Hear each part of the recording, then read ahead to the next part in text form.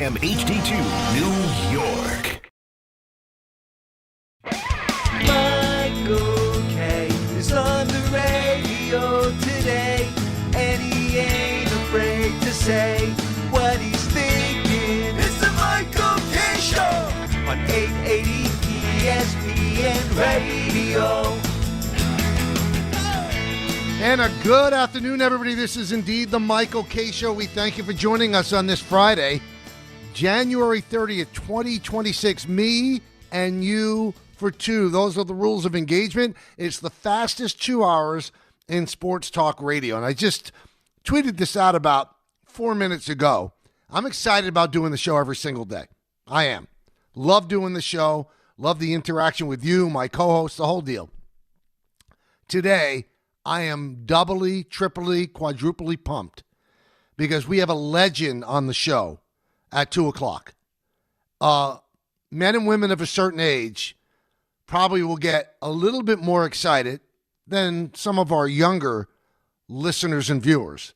But at 2 p.m., we are going to have the legend, Peter Vecsey.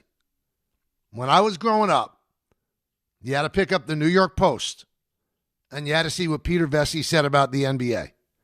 So you take the Wojs, and you take the Shams, and you take the Brian Windhorses, and you take everybody that is an insider in the NBA, and you roll them up into one ball, and that's what Peter Vecsey was at the New York Post. This was before ESPN. You went to Peter Vecsey. People in the NBA paid money to get that column faxed to them to see what was going on with players, with organizations. He was part of NBC's coverage when they had the NBA on NBC. The strange thing to me about, just to take a little detour before we get into the whole show, but NBA on NBC, the second edition, which is happening now, they have really paid homage to their past. Even the voiceover guy, who has since passed on, they use him in AI, his voice, an AI voice, to introduce each game.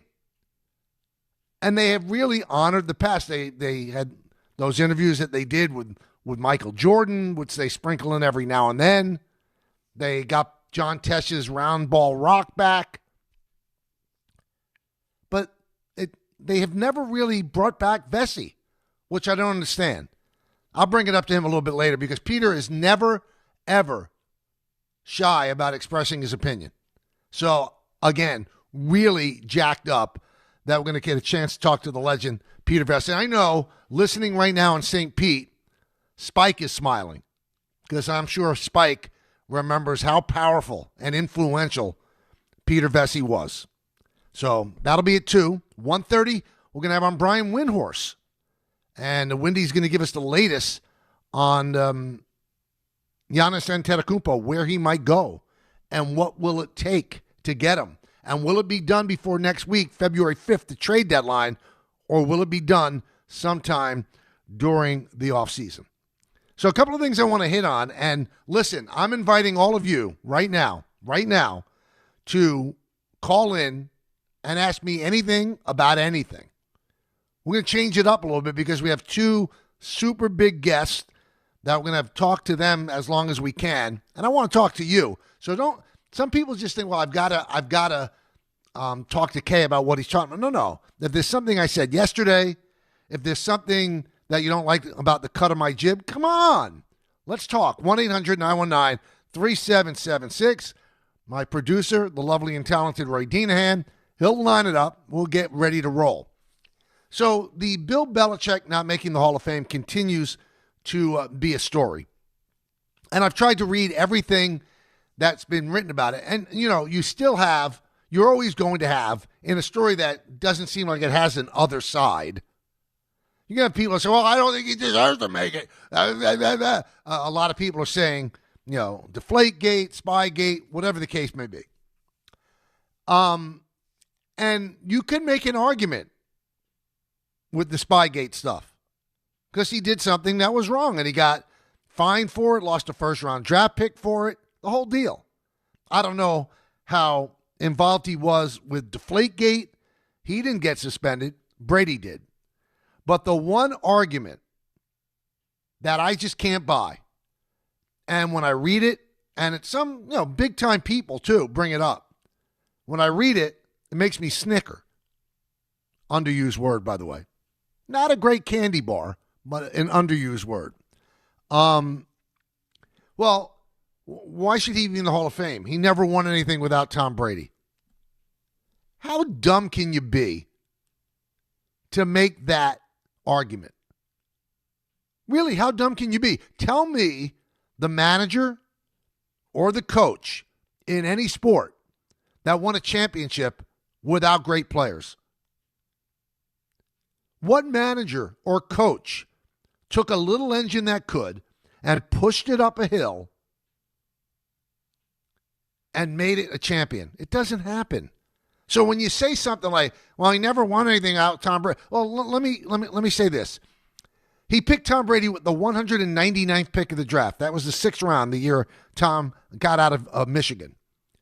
He kept him as the 4th quarterback, which no team ever does, because he saw something in him. Every single team passed on Brady at least 5 times before Bill Belichick and the Patriots took a chance on him at 199. No one thought he could play in the NFL. No one. 5 times through the draft, they passed him by. They didn't even give a second thought about picking him. In fact, when he was at Michigan, he had to share time with Drew Henson. He was not a slam dunk by any stretch of the imagination. He looked, at most, a guy that was going to get a tryout in camp without being drafted and be cut, and we never hear from him again. But Bill Belichick saw something in him. Bill Belichick kept the 4th quarterback on the team, unheard of. Bill Belichick replaced Drew Bledsoe, who had signed a long-term contract when Bledsoe got hurt against the Jets. Brought in Tom Brady. Bledsoe was healthy, got healthy at the end of the year. And it was still Tom Brady. He still stayed with Tom Brady, the 6th round pick. So don't tell me he's never won anything out. Well, Tom Brady wouldn't have an NFL career if it wasn't for Bill Belichick. So let's work along those silly arguments that, why should he be a first ballot? He never won anything. Well, he won 6 Super Bowls. He went to 9. As far as I know, there are 53 guys on a football team. And you could have the greatest quarterback in the world. And if you don't have a good team and a good coach, you're not going to win a Super Bowl. Even the greatest quarterback of all time. Josh Allen. How much better did they come than Josh Allen? Have the Buffalo Bills won a Super Bowl? Have they even gone to one? The great and sainted, rightfully sainted, Don Shula had Dan Marino for 13 years. Went to 1 Super Bowl, never won one. Are there points off of history? Because Dan Marino was at least a first-round pick. Now, he dropped all the way to the end of the first round, probably for nefarious reasons, the kid when he was in Pitt. But once he got there and they got to the Super Bowl in the first year, you thought, well, they're going to go all the time. Never went again. The great Don Shula. Hey, here's something else. Joe Torre, right? Joe Torre never won any of those World Series without the core 4. So maybe it wasn't Joe Torre. Maybe it was the core 4. Casey Stengel never won any of those championships with the Yankees without either Joe DiMaggio or Mickey Mantle in center field. Never. He never did. I mean, do we want to continue this silliness? Red Holtzman would not have won those 2 championships with the Knicks without Reed and Frazier and Bradley and DeBusschere, and then Earl Monroe for one of them. It is the most mindless argument I've ever heard. Well, I mean, Tom Brady went on and ended up winning a championship without Bill Belichick, but Bill Belichick didn't win one without it. Stop yourself. Maybe Tom Brady wouldn't go on to Tampa and win a championship if he didn't learn all the things that he learned from Bill Belichick. Tom Brady has come out and said it's a crime that the guy is not in the Hall of Fame. If you're using he's never won anything without Tom Brady, you're clueless. I don't mean to be rude, but you are absolutely clueless. Clueless. Every great manager or coach. Did Vince Lombardi ever win anything without Bart Starr? You want me to go on? Do you want me to go on? Bill Walsh never won a Super Bowl without Joe Montana. Chuck Noll never won a Super Bowl without Terry Bradshaw. Come on. You're really trying too hard, bro. Trying way too hard. It's ridiculous. Ridiculous. 1-800-919-3776. As I mentioned, we're having a Friday free-for-all. You got questions, I got answers. Let me give you the number one more time. 1-800-919-3776. Let's start it with Steve and Wayne. Steve. Hey, how you doing, Michael? Good. First-time caller, long-time listener, huge fan of yours.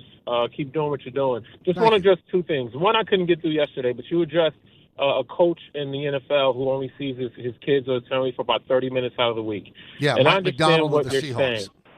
Yeah, I understand what you're saying, but it goes back to that saying, if you've heard it, if you got time, you don't have money, and if you got money, you don't have time. So, I mean, it's all, up to the relationship and what's important, and providing for your family is extremely important, even if you can't be there to enjoy the fruits of your labor all the time. So that's what I'm going to say about that. Lastly, when it comes to Giannis, he can only play for one team. So I don't care if it's 4 or 5 teams in the bidding for him. If Giannis comes out and says, hey, this is the team I'm going to play for, this is the team I'm going to re-sign with, guess what? I guarantee you he will get traded to that team, and Milwaukee will be forced to take whatever they can get for Giannis because he owes the upper hand. It's no different than what Melo did when he was in OKC, and he said, I'm only playing for the Knicks. Guess what? He got traded to the Knicks. When he was with Denver. No, you're Denver, right. But Denver. he wanted to be traded because he wanted a contract. And he wanted to make sure he got the contract. And if the Knicks didn't make the deal, then he was ready to go to the Nets too. He just wanted that contract, and he preferred to be with the Knicks. But there is an option for the Bucks. We're not trading you. They don't have to trade him. They don't have to trade him. So I don't think they're between the rock and a hard place. And if I'm them, I'm making the best deal possible. I'm not making the best deal for Giannis. And I said yesterday, Giannis does hold some power because he has 2 years left in his contract, but the last year is, in fact, his option at over $62 million. So he'll just tell the team that he's traded to, well, you can part with as much draft capital and talent as you want. I'm going to just be there a year. So that might stop the haul that the Bucks could get. But I'm trying my best, if I'm the Bucks, to get the best deal possible with the most draft picks. It's funny, it was brought up today in the Post by Brian Lewis that the Nets have 10 tradable first-round picks. And there was a line in the story, but do they want to continue their tank? Really? Do they want to continue their tank? You got a chance to get Giannis Antetokounmpo? Wouldn't that end the tank? You wouldn't have to give up all 10 first-round draft picks.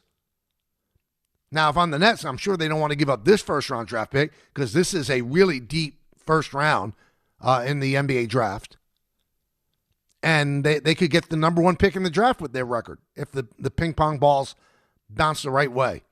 Now, as for the Mike McDonald story, what I said yesterday, if you look at the history of football coaches, the ones that sleep on the couch and they stay at the facility 24 hours a day, they end up getting, if he saw his son more than 30 minutes a week. And I'm not making this up. That's what if he saw his son more than 30 minutes a week. And I'm not making this up. That's what he said. In preparing for these games, I'm going to get to see my son 30 minutes a week. Really? Is that good for the kid? And, even if he's a really successful NFL coach that makes millions and millions and millions of dollars a year, and his wife and family live in this big mansion without the father or husband, who's winning with that? Just check the list of all the NFL coaches that end up getting divorced. Why?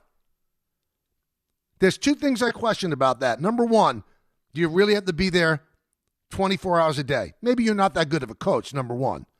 Number two, you could be as obsessive as you want. Don't ruin somebody else's life. And yesterday I told the story I didn't get married till I was 49. If I had gotten married when I was 25, I would never have the Yankee gig. I wouldn't have the radio show. You know why? Because I was settled into the New York Post job, or then with the Daily News, and I made decisions totally for me. They weren't impacted by anybody else. But if I had a family, would I have given up a great gig at the Daily News in order to take a chance on Yankee radio? No. But I was the one putting my life at risk, my future at risk. I wasn't bringing down a wife and kids. I just think it's sick. It really is. There's no need for a football coach to put in that much time. We continue with our Friday free-for-all. Go to Mohammed in Long Island.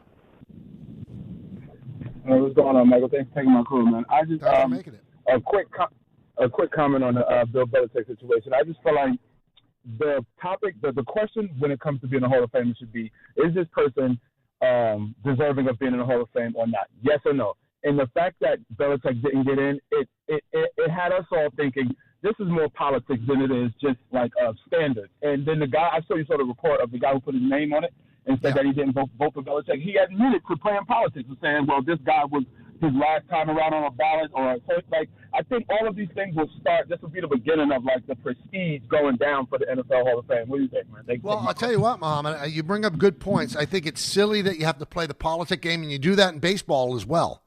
You know, if you're not on the ballot by 5% of the votes, you're off the ballot. You're only on the ballot for 10 years, so if you're running out of those years, you might get a vote at the end, and that might stop somebody else from getting a vote.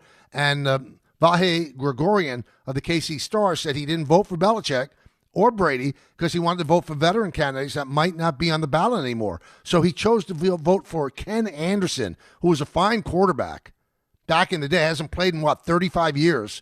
He voted for him and held back his vote on Belichick. Now, if you're not playing the game and trying to maneuver pieces on the Monopoly board, who's more of a Hall of Famer, Bill Belichick or Ken Anderson? It's Bill Belichick, 1,000 times out of 1,000 times. But he's trying to thread the needle and be fair to Ken Anderson, who might not be on the ballot again, and figuring, well, Bill Belichick will probably get enough votes. Well, he didn't. So you took away the honor of being a first ballot Hall of Famer because you gave a vote to Ken Anderson, who's not going to get in. Roger in California. Roger. Hello, Michael. Hello, Raj. How you doing today? I'm good. How about you? I'm doing well. You know, I want to ask you yesterday, you mentioned something about Charles Haley. He did make the Hall of Fame, correct? Yes, he did in his 10th year. Okay. He had bipolar disorder. That was part of his problem, okay, growing up. But you know what I want to ask you? You said, as far as 1988 Dodgers, okay, Tommy Lasorda. He had a great pitcher in Hershiser and an MVP in Gibson. He had nothing else. That might have been the worst team that ever won a World Series. All I'm saying is you can point that out as a great manager there. You know what I'm saying? No, but he had a guy, though, Roger, and Hershiser had one of the great years of all time. My point is that you don't win championships without great players. So you're going to hold against Bill Belichick that he had a great player that he made. Nobody else thought he was great. It wasn't like he selected him with the first pick in the draft and everybody else wanted him. Everybody else knew. Nobody knew. Nobody saw that greatness. Bill Belichick did. Bill Belichick took the hit by keeping him on the roster when he had no intention of playing him and trying to turn him into a quarterback. So even if he only has won with Tom Brady, he made Tom Brady. They both made each other. Spike in St. Pete. Spike, talk to me. Well, first of all, have a great weekend, and the shows have been great again. And I don't understand some of the logic in trying to disrupt something. The Knicks are a second-place team this year. You know I'm not a big fan of Mike Brown. I thought Thibodeau was unceremoniously let go. You agreed with me. I think the roster's terrific, and I think they went through a snag. And, you know, Carl Banks uses a different little phrase. He says, if it's not broken, don't break it. The win in Philadelphia was big. I didn't like missing free throws at the end. The win the other night, that last 16 minutes, they won handily against a shorter team. That's the way it was. And if you saw the end of the game, you saw the pushes of a Quick and R.J. Barrett on the bench. I'm going to use a bad analogy, but it looked like someone lost their dog. I mean, Toronto was ahead of them for a little bit. If the Knicks are first, second, or third, I'm good, Michael. I'm only afraid of two teams in the East. That's it. Detroit, because of how they've improved, and the coach of the year in the East has to be Joe Mazzulla. I'm always afraid of the Celtics. They just have that DNA, and I've hated them my whole life. So that's all I'm afraid of. You wouldn't make the trade for Giannis? I would make it. I wouldn't make the trade for Giannis at all. I'll tell you why. Two Knicks are having career years. Mitchell Robinson and Deuce McBride. McBride is in his birthright years. Some of the audience may not know what that means, but after this year, you know, it gives a big advantage to the team that gets him or has him, and they can give him an extra year. So the Knicks go 7 or 8 years. One last question, and thanks for the time. It's been a great week of shows. I don't understand why he has Jordan Clarkson and Tyler Kolek in the doghouse. He put Kolek out the other night, 2 days ago. Kolek had 10 assists, and if you watch him, I know you watch the game like I do, he's patient, he keeps his head up, and he makes those beautiful bounce passes. But you know why. They don't. He doesn't play any defense. He can't play defense. I know, but they were short-handed. He took Brunson out of the game. But that's why he got some daylight, Spike, because if they are healthy and they have their full team, they're not playing Kolek anymore. They're not. And they're not playing Clarkson. I mean, he knows he has a bad defense. When you have Brunson and you have Cat on the floor, he's not going to have another bad defensive player.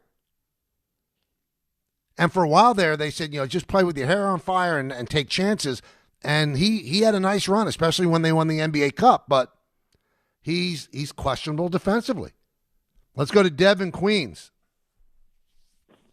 Hey, Mike, how are you? Good. How you doing? I'm good. I just had to ask you two things. One's a question, one's more of a statement. The statement is, do you watch tennis at all? Because last night was a crazy night for tennis. I love tennis. I did not watch the match, but I heard it was just out. What, it was over 5 hours, right? Both of them were actually over. First one was 5 hours. The second one was 4 hours. Amazing.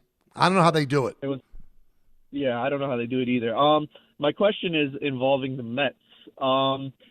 What are we thinking about this rotation? Because obviously we know the top two are pretty much set. Do you think they'll go 6-man, or do you think they'll trade Peterson for like a bullpen arm or something? Well, I think they are going to go 6-man at least at the beginning, because I think there's two stretches where they have 11 games in a row. So rather than push, and if Senga's going to be part of the rotation, you're almost forced to go 6-man rotation. He needs that extra day of rest, because when he's healthy, he happens to be very, very good. Oh, this is awful. Catherine O'Hara from Schitt's Creek and Second City Television, she just passed away at the age of 71. She was awesome. Just came across my iPad right now. I think they can use somebody toward the end of all their pitching, maybe for a trade, but I'm not sure that they're going to do that, because they're going to go into spring training with all those starters. And people do get hurt. People get hurt all the time. Did the Yankees go into last year thinking that Garrett Cole was going to get hurt? But he did. So you have to have depth, and the Mets actually have some depth. Let's see how they do. Let's see if Clay Holmes. Let's see if Senga. Let's see if Manaea can be the player that he's been in the past. Other breaking news happened right before the show. The Vikings have fired their GM, Kwesi Adolfo-Mensah. He was hired in 2022, and you wonder, did he get fired because Sam Darnold's starting in the Super Bowl for Seattle? So that's kind of a shocker, especially when they did it. So he has been fired. All right, so the Giannis stuff is certainly front and center, and a guy who's been all over it and certainly knows the NBA inside and out. That's our good friend Brian Windhorst. He's going to join us in just a moment. And Peter Vecsey, the legendary NBA columnist from the New York Post, will join us at 2 o'clock. I'm looking forward to that. It's the K Show right here on ESPN New York. It's the last call for football on FanDuel. One final Sunday, one last kickoff. The final chance to place your bets before the NFL season closes its tab. This is Super Bowl 60, and FanDuel is making sure you're in on it. If you're a new customer, Bet $5 and get $200 in bonus bets if you win. So whether you're backing the favorite, riding with the underdog, or building one last same-game parlay, make it count. Because after the Super Bowl, the season's over, and football is officially done. Last call for football on FanDuel, an official sportsbook partner of Super Bowl 60. Visit FanDuel.com/local to get started. 21 plus and physically present in New York. First online real money wager only. $5 first deposit required. Bonus issued as non-withdrawable bonus bets, which expires 7 days after receipt. Restrictions apply. See terms at sportsbook.fanduel.com. For help with a gambling problem, call 1-877-8-HOPE-NY or text HOPE-NY 467-369. This is Rick Brunson, the assistant coach from the New York Knicks. I'll be driving to our games this season in style in my new Jeep Gladiator from Princeton Jeep. My friends at Princeton Jeep gave me all-star treatment, and you can expect the same thing. Just mention I sent you, and they'll treat you like family. Princeton Jeep has tons of inventory and great deals on new vehicles. Visit Princeton Jeep at 1045 State Road in Princeton, New Jersey, or online at PrincetonJeeps.com and tell them Rick Brunson sent you. Not all F words are bad. Some are actually great, like fast, free fiber for 4 months. Yep, switch to Optimum Fiber for as low as $25 a month. Plus, for a limited time, you can get 4 months free, HBO Max included for 1 year, and a 5-year price lock. Don't wait, this free fiber deal won't last long, and the fastest, most reliable, most consistent internet speeds await you. Call 888-4-OPTIMUM or visit Optimum.com/free today. Terms apply. See Optimum.com for details. At Uline, they know going the extra mile takes hard work. For companies pushing to go further, Uline will go the distance with you. 24/7, they answer the phone to get you the shipping and industrial supplies you need. Business can move fast. Unexpected large orders, adverse weather, new safety guidelines, and changing economic trends. Uline works hard keeping 41,000 items ready to ship, minimizing detours on your way to the extra mile. Visit uline.com. If you've been injured in an accident that wasn't your fault, then you need a lawyer who knows New York's unique personal injury and workers' compensation laws. At the Parisman Firm, they have decades of experience handling all types of accident cases and a proven track record of delivering huge results. Their team has already recovered nearly $1 billion for injured New Yorkers. From construction to car accidents and slips and falls, they've got you covered. Call the Parisman Firm now at 718-WORKERS, where your case is their cause. Get the justice you deserve today. More people trust their hearts to New York Presbyterian than any other hospital in New York. It's because New York Presbyterian has the most experienced cardiovascular doctors, treating a full range of heart conditions, from heart failure to valve repair, with the most advanced treatments. Find a doctor at nyp.org/heart. New York Presbyterian. New York Presbyterian Hospital, based on U.S. News & World Report 2025 to 2026 cardiology, heart, and vascular surgery rankings.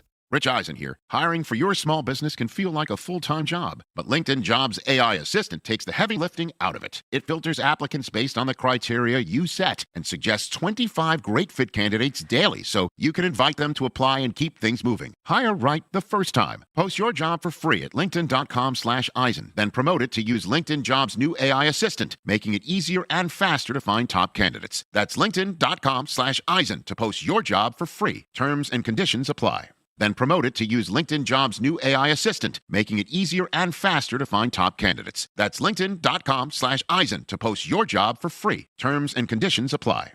My name is Whitney Allen. I am a widow. My husband, Ryan, died. We never thought in a million years we'd have to use life insurance. The unexpected happened. With Ethos, it is so fast and easy. It's 100% online. You can get a quote in seconds, apply in minutes, and get same-day coverage. No medical exams, and you can get up to $3 million worth of coverage through Ethos. Get your free quote at ethos.com/game. That's ETHOS.com/game. Time spent on application may vary. Online health questions required. Game time.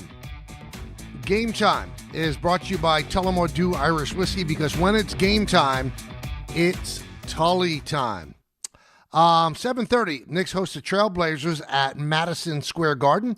Coverage begins at 7 p.m. right here, on 880 ESPN. And at 9:30, the Nets are in Utah to play the Jazz. That game will be on Yes. Tullamore Dew, the original triple distilled, triple blended, triple cask matured Irish whiskey. Be sure to grab a Tullamore Dew. Try the new Tullamore Dew Honey during today's action. Glass up to enjoying Tullamore Dew responsibly. We're waiting on Brian Windhorst. And while we wait, I keep reading names coming off the board. Let's just look at the Yankees of people in the organization and from the team that will be participating in the WBC. Starting with Aaron Judge. Jazz Chisholm has announced he's going to play for Great Britain. Just announced today, Ahmed Rosario going to play for the Dominican Republic. There's a good chance that Austin Wells is going to play in the WBC as well. And before I get into what I want to say about this, I think the WBC is great. But these players and coaches, like Brad Ausmus is going to coach Team Israel. And Tanner Swanson, the Yankees' brilliant catching instructor, is going to be part of his staff. So the WBC goes from March 5th through the 17th. Spring training, you might say, oh, it's all fun and games, but it's where teams come together. And you're just ripping apart big parts of teams where all these players are going to play for teams that they don't get paid to play for. We'll get into it more, but I just wanted to throw that out there because it's something that really gets me. It's weird, and the teams can't complain about it because baseball wants the WBC to succeed. Brian Windhorst, our good friend, Hoops Collective and all of that. He does everything at ESPN, and he will join us right now. Hello, Brian. How you doing? Well, Mr. K, how are you? I'm doing very, very well. So if you could put a percentage on it, 100% sure, 0% no, do you believe that Giannis will be traded before the trade deadline? I think it's 50-50, and I know that's an unsatisfying answer. The complication is this. It really behooves the Bucks to wait. And the reason it does is because this is such an important trade that if they were to wait until the spring, they would have so much more information about the market, and they would have potentially more stuff offered. And the reason why is this. They're going to tank the rest of this season. They're not going to announce that they're going to tank, but Giannis is going to be out for some period of time, and if they keep him, I'm not sure he plays again this season. And their pick needs to get as high as possible. They have this weird situation where they have to swap their pick, but their pick swap is with New Orleans, who's terrible in the top 3 right now. So there's a potential for them to have a top 6 or 7 pick in a very deep draft. Honestly, I don't think the percentage is high, but there's a chance they could have the number 2 pick in this draft. And if you're going to have a potentially very high pick, you would want to know that and where your pick is when you would make this Giannis trade. The second thing is you want to trade potentially for picks in this draft, and you'd like to know who's got what picks, and you wouldn't be able to necessarily know that until after the lottery in the spring. And thirdly, this is going to likely be a draft pick heavy trade. They're not looking for players that can help them immediately tonight. They're looking for players that can help them rebuild. The nature of the way draft picks work, teams have more picks to trade in the summer than they do during the season because more picks become available. So for those reasons, it makes sense for Milwaukee to wait. For Giannis himself, he is not necessarily done for this season. He's 31 years old. He doesn't want to lose out in a playoff run. Plus, if he is traded now, he can sign a $270 million extension before next season. If he's traded in the summer, he can't sign that extension until literally 2027. And so he's incentivized to get traded now. And then there's certain teams who would be more incentivized to do a deal now. For example, Golden State. Their offer cannot improve. They are not going to have a high lottery pick. They do not get access to more draft picks in the summer than they do now. So they would much rather compete in this market now when they can potentially offer the best package. A team like Miami, for example, they can actually offer 2 more first-round picks in June than they can in January. I know that that's complicated and annoying, but that is the case. Miami can actually make a better offer in June than they can now.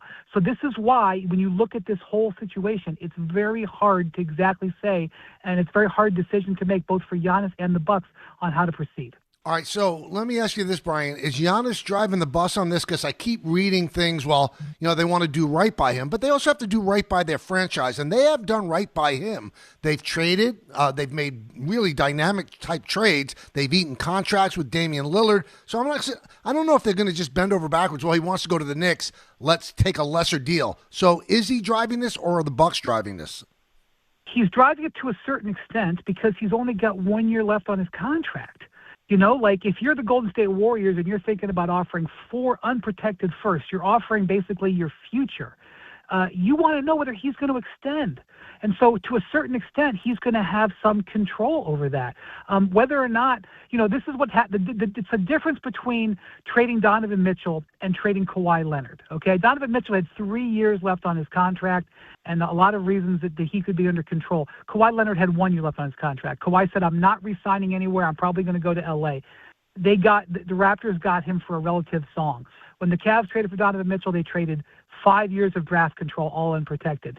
Even though Kawhi Leonard is, a better player than Donovan Mitchell, he got traded for more because it's the dynamics of what's in the trade. In this trade, Giannis has some level of control because he can't get a premium package unless you think he's going to sign. Now, if you're the Warriors and you're like, listen, we believe that he'll get here and, he'll want to play with Steph and he'll extend because he's not turning down $275 million. Maybe you could talk yourself into that risk. But I think you're going to need Giannis's nod, either strong nod or at least, tacit understanding he's going to extend. Otherwise, how can you make your best offer? From what you're hearing, Brian, is his preferred destination the Knicks? I think the Knicks are on his list. I don't know if I would say it's number one. The Knicks, Michael, I am a very, very big actions over words guy, okay? And the Knicks' actions are that they are lukewarm on Giannis. They had an opportunity to trade for him last summer, and the talks that they made, whatever their offer was, did not advance the talks. That, to me, was a team that I think has some interest, but is not all in. If you're going to win this bidding war, you got to be all in. You basically have to say to the Bucks, everybody is on the table except for Jalen Brunson. That's pretty much everything we have is on the table except for Jalen Brunson. Let's do a deal. That's what you're going to have to do to beat what I think like Miami and Minnesota and Golden State and maybe some teams we don't even know about are willing to do.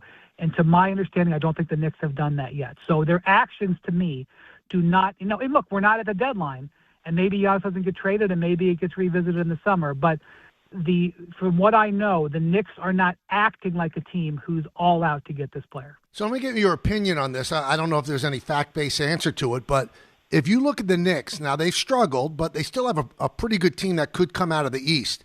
Would it be worth it for them to tear it up to get Giannis, who's had 2 calf injuries this year, and hopefully that the team coalesces in time for the postseason, or is it better for them to try to make the trade during the offseason?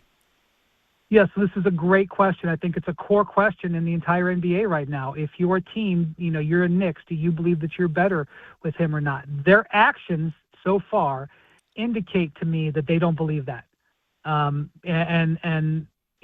now I'm going to go to words now because this is what we have from Jim Dolan. Jim Dolan said within the last month, we have made mistakes in the past. We have gone away from the plan, and I've chased the shiny new object. These are things that he said, and this would be deviating from the plan and chasing the shiny object. Now, it's a New York minute. Things can change. There's more information about this team. I think, the key is if you looked Leon Rose straight in the eye and you looked Mike Brown straight in the eye, or even go out onto 7th Avenue and ask the Knicks fans, do you believe this team is good enough to win 4 playoff series? Do you believe that?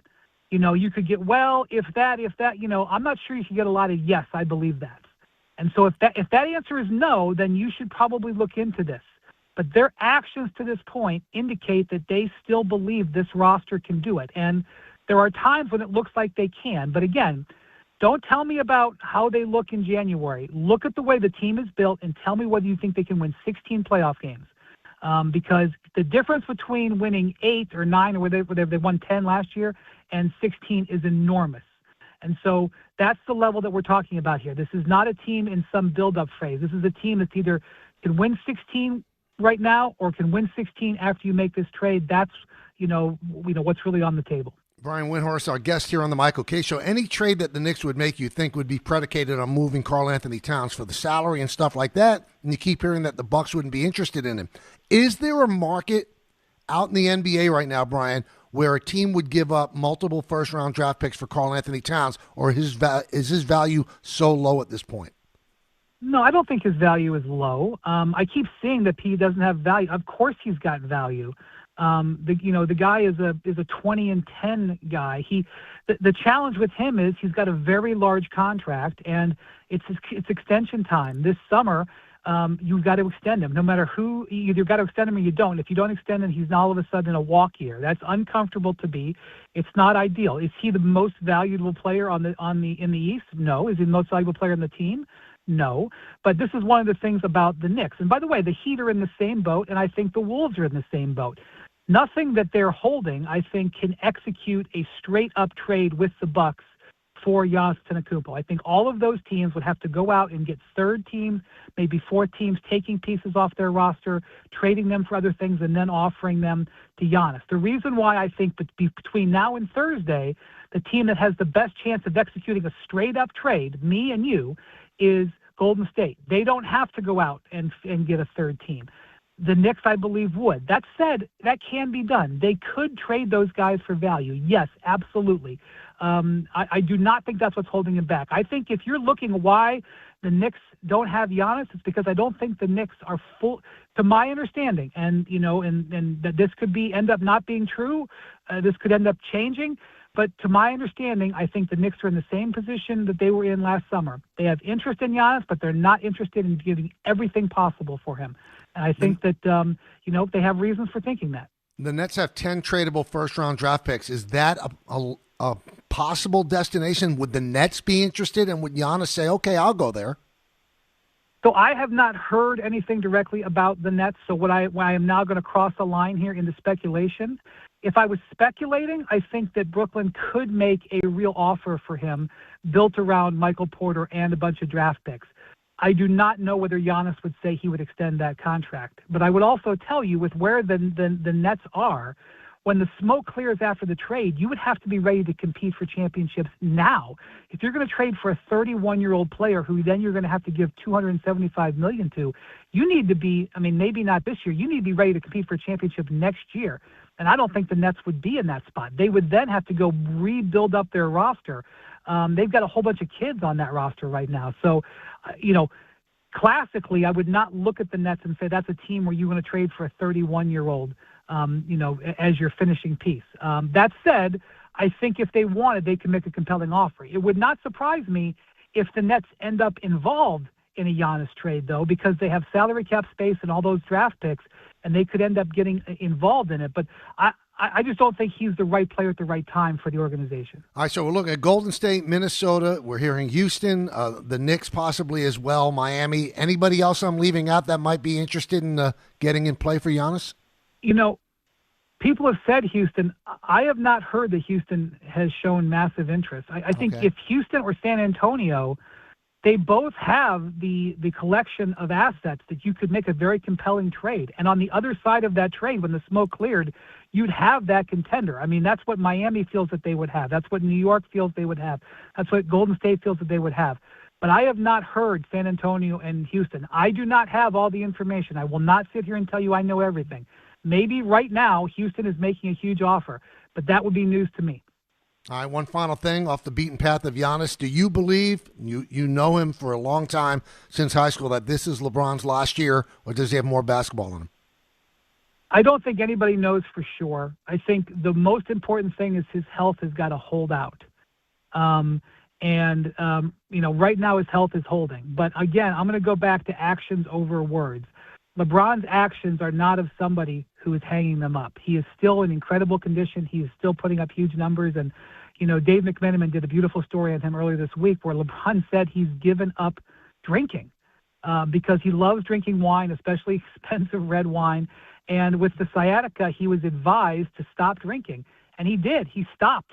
One of his favorite things to do in life, other than play basketball and play golf, is to drink wine. And he has knocked it off because he is trying to wring every last second out of it. If I thought he was hanging it up, I think he'd be guzzling the red wine. So, his actions to me indicate that he still wants to play a little longer, but it may not be up to him. It's gonna ultimately be up to his body first. Brian, thank you so much. Such great information. I know you're crazy busy, so thanks for giving us some time on this Friday. Have a great weekend. You too, Thanks, my friend. Michael. That's Brian Windhorst. So interesting stuff. So let's just recap before we go to break. He said actions before words, and he doesn't see the Knicks moving heaven and earth to get Antetokounmpo. Because would the Knicks be better to win a championship this year, when they have a really good chance to get to the finals? Would they be better this year if they tore apart what they have now and then put Antetokounmpo in there with no Cat? I don't know if it's Bridges or Anunoby or McBride, any of those guys. Would the combination of Brunson and Antetokounmpo with a lesser team around them be a better chance to win the Eastern Conference than what they have now? Let me throw that out to you. We'll talk about it. 1-800-919-3776. Some interesting stuff from Brian. I'm so glad we could get him today right here on the K Show, ESPN New York. Get in the zone, AutoZone. Rain on game day doesn't faze Dave. He's already got his poncho. Just needs to do something about those wipers. So Dave heads to AutoZone. Welcome to AutoZone, where a friendly AutoZoner helps him get premium quiet wipers and some hand warmers. You're all set. Now, if only his team can handle the elements as well as his new wipers. Get wipers, glass cleaner, and more with no hassles, just help at AutoZone. Get in the zone, AutoZone. My name is Whitney Allen. I am a widow. My husband, Ryan, died. We never thought in a million years we'd have to use life insurance. The unexpected happened. With Ethos, it is so fast and easy. It's 100% online. You can get a quote in seconds, apply in minutes, and get same-day coverage. No medical exams, and you can get up to $3 million worth of coverage through Ethos. Get your free quote at ethos.com/game. That's ethos.com/game. Time spent on application may vary. Online health questions required. Good Karma Brands is proud to be an equal opportunity employer, providing equal employment, development, and advancement opportunities to all teammates and applicants. To learn more about careers with us, please send an email to talentacquisition@goodkarmabrands.com. That's talentacquisition@goodkarmabrands.com. Not all F words are bad. Some are actually great, like fast, free fiber for 4 months. Yep, switch to Optimum Fiber for as low as $25 a month. Plus, for a limited time, you can get 4 months free, HBO Max included for 1 year, and a 5-year price lock. Don't wait, this free fiber deal won't last long, and the fastest, most reliable, most consistent internet speeds await you. Call 888-4-OPTIMUM or visit Optimum.com/free today. Terms apply. See Optimum.com for details. There are a lot of reasons why people buy at Ramsey Mazda. It's their selection, it's their customer service, and it's their savings. Lease a new 2025 Mazda CX-30 2.5S all-wheel drive for $189 for 33 months. Start shopping now at RamseyMazda.com. Choose wisely, choose Ramsey Mazda. Call 833-853-2970 for details. VIN SM844681, MSRP $29,075. Zero security deposit, ends 2/2/26. What if your instincts could pay off?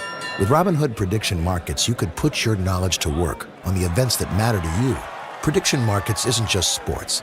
It's the Fed rate decision, your favorite awards show, and so much more beyond the playing field. Trade events with Robinhood. Visit Robinhood.com/predict. That's Robinhood.com/predict. Futures and cleared swaps trading involves significant risk and is not appropriate for everyone. Event contracts are offered by Robinhood Derivatives LLC, a registered futures commission merchant and swap firm. Hey, sorry I missed you. Your call is very important to me. Just not as important as the New Jersey Lottery's Green Ball promotion being back on Pick 3 evening drawings. See, if the green ball's drawn, that's a free second chance to win? So, yeah, you get it. It's only through February 1st, though, so try me after then? Must be 18 or older to buy a lottery ticket. Please play responsibly. If you or someone you know has a gambling problem, call 1-800-GAMBLER. For game odds and promotion details, visit njlottery.com/pick3. The post-career day press conference, brought to you by Progressive. Anthony, can you tell us what happened during career day? I'm a biomedical researcher. The kids just weren't impressed. How did you feel when your son called in the backup? Embarrassed, and I knew it would be a fireman. It's always a fireman. It's cliche, but a crowd favorite. He had an axe and everything. I can't compete with that. And will the fireman be helping your son with his science fair project? Hope not. I'm literally a scientist. Like it or not, sometimes you need a backup. That's why there's Progressive to protect your home and auto. Progressive Casualty Insurance Company affiliates and other insurers. Not available in all states or situations. My name's Brian Windhorst, and I've seen a lot of good offense in my life. If you're looking to initiate some offense of your own against your high-interest credit card debt, I'm letting you know a SoFi personal loan might be the play. A SoFi personal loan could be quite the triple threat with low fixed rates, no fees required, and as soon as the same day funding. View your rate for a SoFi personal loan at SoFi.com/offense. Loans originated by SoFi Bank, NA member FDIC. Terms and conditions apply at SoFi.com/offense. NMLS 696891. In the city that never sleeps and never stops talking sports, ESPN New York is always on. Now you can live and breathe everything New York sports wherever you are. On your radio dial, on the ESPN New York app, and streaming live on YouTube. However you watch or listen, ESPN New York is always on for you. Hear us, stream us, watch us. This is ESPN New York. All right, welcome back to the show. So some interesting stuff from Brian Windhorst regarding the Giannis sweepstakes. It probably behooves the Bucks to wait till the offseason because they could get more. Teams have more tradable first-round picks. You know, after you get past a certain time, then you could trade a pick in the future that you might not be able to trade right now. And he also brings up a good point. If they make the trade after the draft lottery, then they know exactly the pick that they're trading for. So if it's somebody in the lottery that has the fourth pick and Milwaukee holds on to its own pick and they have the second pick, maybe they'll make a trade with that team rather than trade blindly for somebody that will be in the lottery, because where you are in the lottery, it's anybody's guess where you're going to end up after the ping pong balls land. Dallas had very little chance of getting the first pick, and they got it. And then Cooper Flagg becomes a Dallas Maverick. He scored 49 points last night. He's the real deal. So that jump starts a team if they know where they're going to pick. So you could see exactly why they would want to wait and why teams would want to wait, because they'd have more to trade. But he also made the point about Golden State. Golden State is trying to squeeze the last ounce out of the Steph Curry era. He's 38 years old. There's only so long he's going to be able to go. So their chance at a title this year went down when Jimmy Butler went down.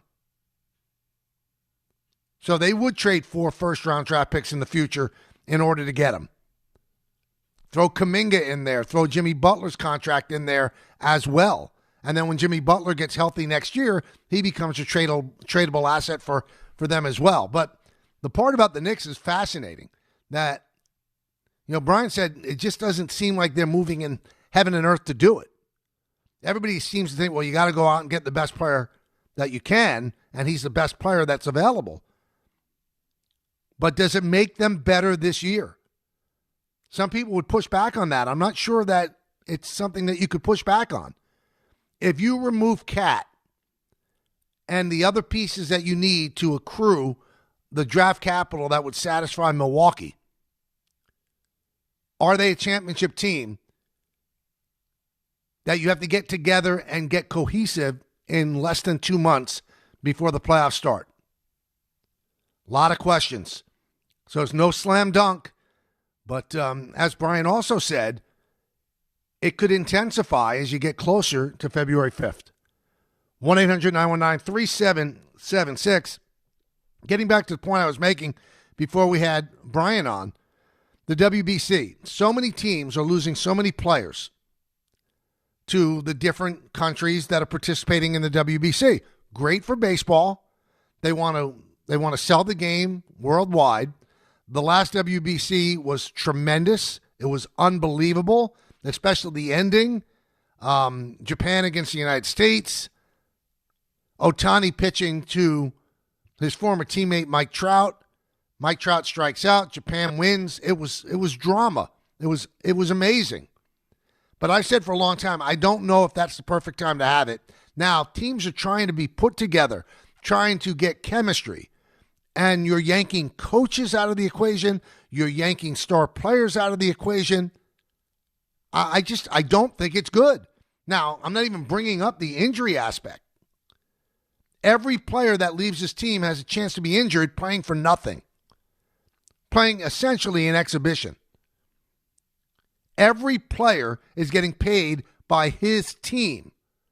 And he's playing for the WBC essentially for nothing. For the right to represent his country, which is a beautiful thing. Now, Olympic athletes do it, but there's nobody that they're playing for that they're leaving to compete for their country. Baseball players are leaving their team when the team is being put together to compete for that year. Yeah, it's wonderful, and I know that teams can't complain publicly. How can they? This is an initiative that Major League Baseball wants to make work, and so far it's made it work a lot. It's a desirable thing to watch. It's an entertainment piece, and there's value to it in selling the rights to it. And you'll be selling caps and uniforms and stuff like that all around the world. I understand all that. But if you put them all under sodium pentothal, and they had to tell the truth, there's not one GM or manager would say, yeah, I really want my best player to leave the team for about 2 weeks when we're trying to put the team together and become a cohesive unit with kind of a field for a championship run. Yeah, I want to lose them right in the middle of that. There's not one that would say they do. Not one. Even on a team that's not expected to be a playoff team, nobody wants to lose their best player. You think that the Pirates feel good about Paul Skeens pitching? And I give credit to Tarek Skubal. He's got a free agency that might net him $40, $50 million a year, and he's putting that on the line to pitch for the USA. It's fraught with peril. It really is. It's great when it works and nobody gets hurt. But when you take guys from a team from March 5th through March 17th, that's not good. When you take your bench coach in terms of the Yankees, Brad Ausmus, and he leaves to coach Team USA, and Tanner Swanson leaves, which means that he can't coach the Yankee catchers. That's not good. It's not good for the team. It's good for the team that they're representing, but not the team that's paying them. I told you I'm excited about our 2 o'clock guest, the legendary Peter Vecsey, the ultimate NBA insider. We'll talk to Peter in just a moment, so stay tuned for that right here on the K Show, ESPN New York. This Saturday on the Gary Myers Show, new Giants head coach John Harbaugh joins the show at 1 p.m. to talk about how he's going to turn around Big Blue. Gary will also preview Super Bowl 60 with Kansas City Chiefs head coach Andy Reid. It's all this Saturday at noon with Gary Myers on 880 ESPN and the ESPN New York app. Hey, New York and New Jersey, commitment issues? No problem. Now you can get unlimited talk, text, and data for $25 a month forever, as in for life. Switch now at boostmobile.com. After 30 gigabytes, you may experience slower speeds. Pay $25 a month as long as you stay on the Boost Mobile Unlimited plan. This is Rick Brunson, the assistant coach from the New York Knicks. I'll be driving to our games this season in style in my new Jeep Gladiator from Princeton Jeep. My friends at Princeton Jeep gave me all-star treatment, and you can expect the same thing. Just mention I sent you, and they'll treat you like family. Princeton Jeep has tons of inventory and great deals on new vehicles. Visit Princeton Jeep at 1045 State Road in Princeton, New Jersey, or online at PrincetonJeeps.com and tell them Rick Brunson sent you. Not sure what or who to bet this weekend? College basketball, NBA, soccer, hockey, what about horse racing? Well, The Wiz has you covered. Tune into the Fine Line Saturday at 8 a.m. as The Wiz talks totals, prop bets, money lines, and best bets. Plus, The Wiz talks about the big game. Who you got, Seattle or New England? Follow The Wiz on Instagram at Joe Wiz Sports. It's the best bet in town. The Fine Line with The Wiz Saturday at 8 a.m. Be ready to win. 880 ESPN, WHSQ, and WCBS-FM HD2, New York. A Good Karma Brands radio station. New year, new season, same goal. Feel good and stay in the game. But if neck pain, back pain, joint pain, or sciatica is holding you back, it's time to handle it. I'm Bart Scott, and I'm telling you to call Dr. Jay Shaw at Sandwell Pain. Dr. Shaw is an Ivy League trained, double board certified, and he specializes in getting people back to living pain-free. No surgery, no scars, no long recovery, no pain medication. Just precise, non-surgical, image-guided treatments that work. Same-day or next-day appointments are available with offices in Woodbridge, Livingston, and Inglewood. Stop playing through pain. Go to SandwellPain.com. Relief starts today. At Uline, they know firsthand the road to success is an uphill climb. Uline started in the family basement, and through hard work is now North America's most trusted shipping and industrial supplier. They get what it means to have the support of reliable, hardworking partners. So they keep 41,000 items ready to ship. Whether your company is still in a basement office or expanding cross-country, Uline will be there on your road to success. Visit uline.com. For 100 days, I'm going to cross the 7 continents because the answers to everything important are out there at the edges of our world. I'm stepping into the unknown. Where are we going? To see our planet as it's never been seen before. From pole to pole. Pole to Pole with Will Smith from National Geographic. Now streaming on Disney Plus and Hulu. Show me the way. Hey, it's Rich Eisen for Pella Windows and Doors. Sometimes teams take a timeout to regroup and call the right play. When it comes to your home, Pella Windows and Doors always has the winning game plan. They do it every day, and that's why your neighbors trust them. Visit Pella.com/Eisen today. Right now, Pella Windows and Doors of New Jersey is offering buy one, get one 50% off and everyday 0% financing. Some restrictions may apply. See store for details. Offer ends January 31st, 2026. It's not often that you get to accurately throw around the word legend, but my next guest is, in fact, a legend. And before all the NBA insiders that you know now, there was only one, and that was Peter Vecsey, writing for the New York Post. Every player, every executive, every owner in the league, they read Peter Vecsey to find out what was going on. That's how influential he was, and on a personal note, he was incredibly influential in my career, played a big role in me getting the job in the New York Post as a clerk, which launched me into other things. And I could never, I've told him privately and just saying this publicly, I could never really thank him enough. And I'm so thrilled that he is going to come on the show right now. Peter, how you doing? Mike, I'm a legend in my own room now. In my room too, my friend. In my room too. So things are good. Things are good. I'm glad I'm on your show. I appreciate it.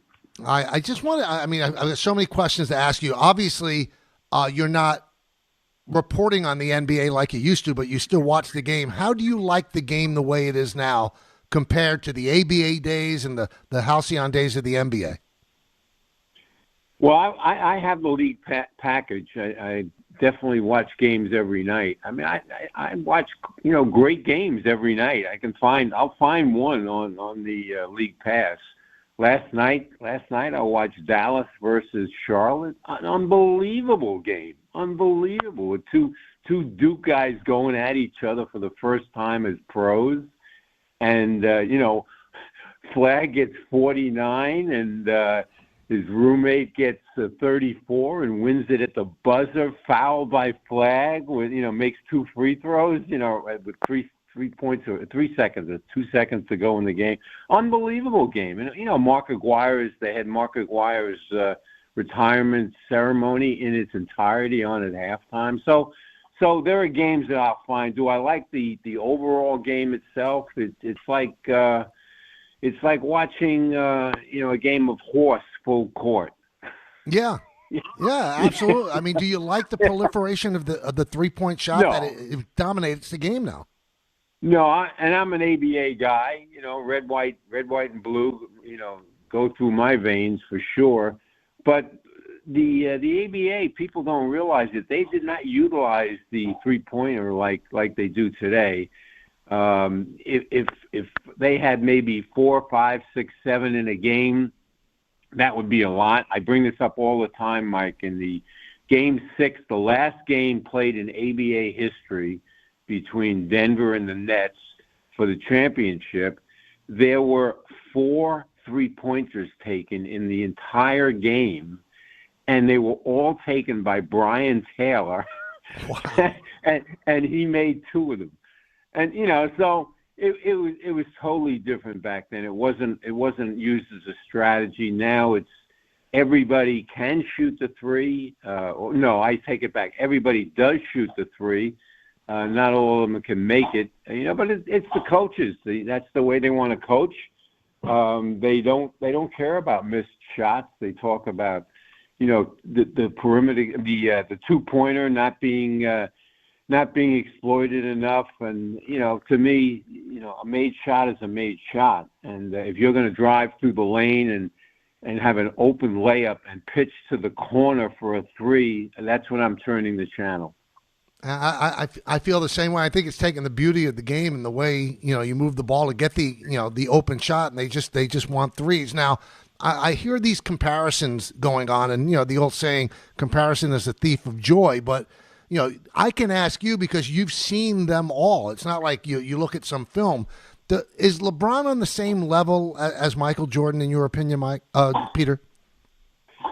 No, I don't believe he is. If you listen to the way Kobe and Michael talk about LeBron, and they get into specifics about how he always avoided the challenges. He would jump from team to team looking for a superior cast of characters to play with, whereas Michael and Kobe stayed with the same team, for the entirety. I listened to Dirk Nowitzki was on last night during the ceremony with Aguirre, and he stayed with the same team also. And there's a great 3-point shooter right there, but I love listening to him. By the way, I don't know if you've listened to him on he's Prime. Good. They've got a really good show going. Finally, we can listen to basketball being talked instead of the crap we've had to listen to on TNT for years and years, and still going on ESPN. But I don't believe he's in the same category. Look, Michael again, was 6 for 6 in championship runs when he got to the finals, and LeBron, no, Kobe won 5. No, he's definitely a distant third. Now, John Stockton said something the other day that I thought was really interesting. He said they compare Jordan and they compare LeBron. He said Jordan was artistic. He was beautiful to watch, and LeBron is just brute force, backing in and creating contact. Do you agree with what Stockton said? No, I don't. I do not believe that. Listen, LeBron is an excellent passer, when he wants to pass. Now it's kind of ironic that now he's playing with a guy who only passes when he can't shoot in Luka. So his game, LeBron's game is really slipping from game to game. The other night I watched him. He had 11 points and I think against 5 Cleveland. rebounds. Yeah. Yeah, I mean, it was just to watch it. It was like he had six turnovers. His son had as many field goals in the same game, 3. So there are games where he disappears because of Luka. So to me, it's time for him to hang it up. But who knows? Who knows what the Lakers will do? Will they try to get more? Is it worthwhile to them to bring him back for to get the season tickets in there? I don't know what's that about. But no, I'm still a fan though, Mike. Still a fan of the NBA. It's got its deficiencies, of course, but don't we all? That's for sure. I know I do. Obviously, you follow the Knicks. Do you think it would be wise for them to really make a major deal to bring in Antetokounmpo? Would that take them to the next step, or would it hurt them with the things they'd have to deal off too? Well, I'd be really leery of trading for him, depending on what you have to give up. Obviously, you have to give up Cat, but look, he's been hurt an awful lot the last few years, and this year alone, that calf keeps coming back. people don't realize what a terrible injury that is if it's not handled correctly. My son actually had that back in the day, and was lucky enough to go to Dr. O'Brien. Do you remember him? Yeah. He was yeah. I mean, he was the Giants doctor and stuff, and he had a calf injury, and he told my son at the time if he had waited another week, he would never have played again. It's attached to the Achilles. It's such a severe injury, and so they come back sooner than they should. And Giannis now has had, I think this is the third time that he's had this injury, but he's had other injuries as well. I'd be very, very skeptical about investing, depending on how much you invest. They don't have any more draft picks to give, so it'll have to be players. I don't mind giving up Cat for him. I would take that chance. But, other than that, if you've got to give up too much, no, I wouldn't do it. We're talking with Peter Vecsey here on the Michael Kay Show, the legendary NBA insider. You mentioned, I might as well go there, that you didn't like the TNT show, which is now on ESPN. Why not? What about it didn't you like? People like that. It's funny and things like that. What didn't you like or don't you like about that show? Well, I've never found it funny. I was on that show, as you know, for 4.5 years. And when Barkley came for my last year there, we would get into it constantly. And I spent all my time correcting him on stupid things that he would say off the top of his head, no research, which continues to this day. Well, I can't say that, Mike, because I stopped watching it a few years ago. I can't say that. But I remember going to my boss and asking, because we had TNT and TBS at the time, so 2 different shows on 2 different days. And I asked him, I said, look, all I do, I spend all my time on the air correcting what he just said. I said, how about you put me on the other show and I don't have to deal with this? Big mistake. Big mistake. They said, well, maybe we won't sign you up again. So that was the end of that was my last year there. So I didn't realize at the time that they didn't care about content. They just cared about saying crazy stuff. I had a line about Barkley that he would never be accused of abusing substance. So did you guys not personally like each other?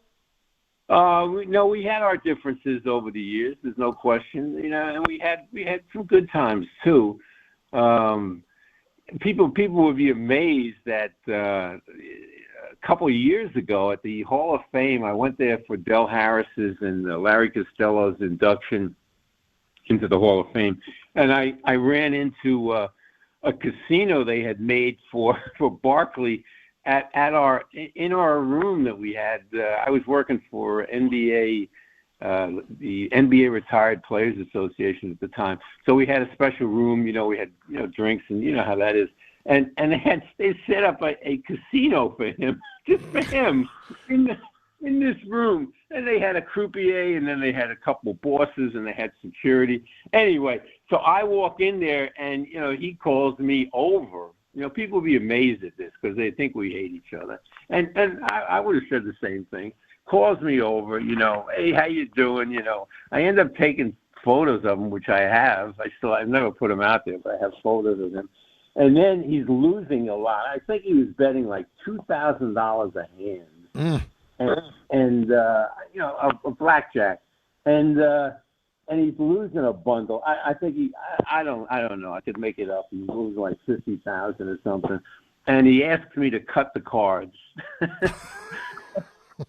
I cut the cards, and he goes on a winning streak. And I swear, he, in one hand, because you double up in certain different ways. And in one hand, I think he made $20,000 or something. And he ended up winning a lot of money while I'm standing there. And that was my last time I saw Charles Barkley. I've always wanted to ask you, I was talking with Peter Vecsey here on the Michael Kay Show. When you were writing for the Post, you said pointed things about people. I know you personally, I don't think you fear anything, but did you ever go with trepidation the next time you're going to see them face to face that it might get physical? Well, I mean, many times, Mike, it definitely almost got physical. But I always, my whole thing was, if I said something really negative about somebody, I would make sure I would show up the next day if I was writing about the Knicks. And things happened, at certain times. Or, I talked about this with Pat Riley when he left. When he phoned in, when he faxed in his resignation to the Knicks. We had a headline in the Post over my column that said the loser within, versus his book was the winner within. So the next time I saw him, when he was with Miami, I was in Orlando. Orlando's playing Miami, and outside the Orlando I guess it was outside the Miami locker room, he wanted to fight me. I mean, he really was like me, him, the PR guy, who was still a PR guy of Miami, ex-Knick guy, right? Donovan, right? Yeah. He was there, and a cop, and he wanted to fight me. And I'm saying, look, Pat, you have to be the first one to throw, because I'm not gonna. Anyway, it didn't happen, and you know what? Over the years, we mended we got along fine. We run into each other. We would talk about our families and stuff. And that's the way it happened a lot. But there were other guys that I definitely liked. I remember, who was it? Warren Jabali. Mm-hmm. Remember him? Played in the ABA. Tough, really tough guy. Really an excellent player. Played with Rick Barry on the Oakland championship team. Now they're playing Rick Barry at Island Garden. And he's manhandling Rick Barry. And I'm saying, like, what is going on here? I mean, he's really, like, trying to hurt him. So I go in the locker room afterwards, and I said to him, I said, I had forgotten they had played together. And I went in, what's going on with you and Rick? He said, I'm going to tell you something. So I'll give you 5 seconds to get out of here. He says, or you're going to find out what's going on between me and Rick, because it's between me and you. And I was gone in 2. I mean, in the ABA days, anything could happen. And there was, very light security. It would have been me and Jabali. That was not going to happen. So I chose where to go. I'll give you another one. I mean, people don't know this. It's kind of funny because, again, we become really good friends over the years. Mark Jackson and I got into it in the locker room. He wanted to fight me in the Knicks locker room. And Rod Strickland and Pete Myers stepped in and broke it up. So now, a few years later, more than a few years later, he's the coach. He's about to begin his coaching career with the Golden State Warriors. And I go out there for a week. And Pete Myers is his assistant coach. And we go out to eat one of the days I'm out there. I stayed a week out there. And we go out to eat. And Myers, me, and Mark, and I'm saying, Mark, let me ask you something. Why, after all that time, I was writing some negative stuff about you. Like, what possessed you to want to fight me that night? And he goes, because it was 2 things that you wrote. And I said, yeah, what was that? He goes, one was, he says, you wrote that you liked me better as an atheist. And the other thing was, you said it looked like I ate too many communion wafers. So that was it. So anyway, we became really good friends because he discovered that I was going to write the truth about what I thought was the truth about anybody. Like when he got into it with. So I was picking on him unmercifully because he was overweight, and he was doing that airplane thing. Do you remember that? Yeah, sure. Yeah. And so I was on him big time. In fact, his father wanted to fight me, which I did not want any piece of his father. His mother didn't like me. And but one day he got into it at practice with Al Bianchi and John McLeod. Do you remember that? Yeah.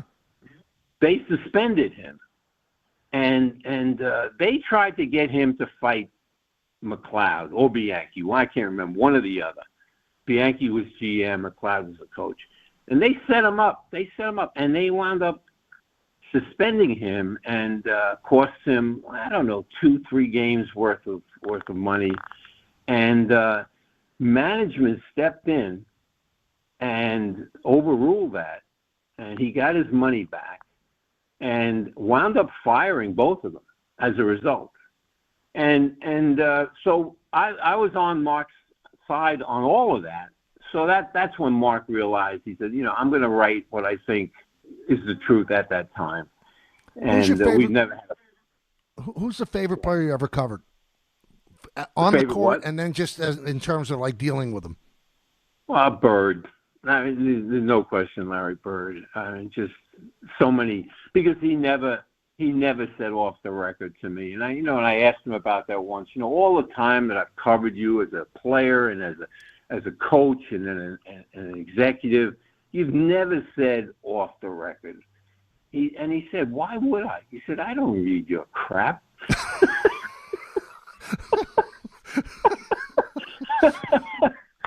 So he was the best to be around. He really was. I just, I wish that I had a relationship with him once he retired, but he really cut it off from almost everybody, as far as I know. I would love to be hanging out with him down in Florida and listening to his stories and just having him mess with me. I have so many great stories about him, Mike. I traveled with the '86 Celtics for 2 weeks on the West Coast. Came after the All-Star game, and so many stories came out of that because Bill Walton I had helped him. Well, no, I helped him eventually get the job with NBC. But at that time, he put me in his little clique with Larry. Mm-hmm. So on that trip, I would go out to eat with them. Whenever they went out to eat, whether it was after a game or an off night, we would go out to eat, and it would be me, Walton, Bird, Jerry Seasting, and Rick Carlisle.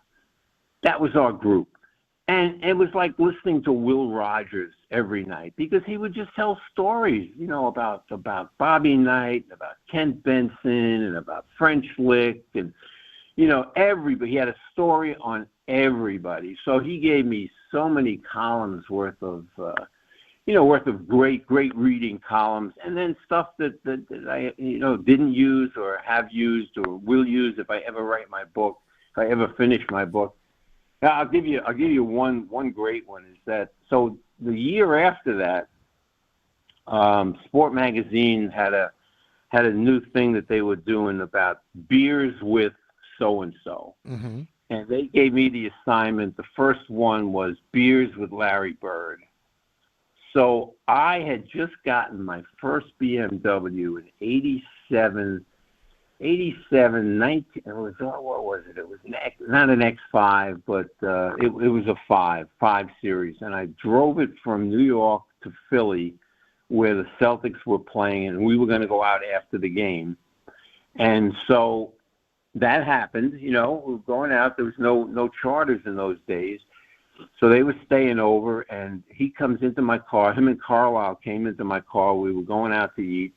And Larry's in the back seat, and he's got a 6-pack with him.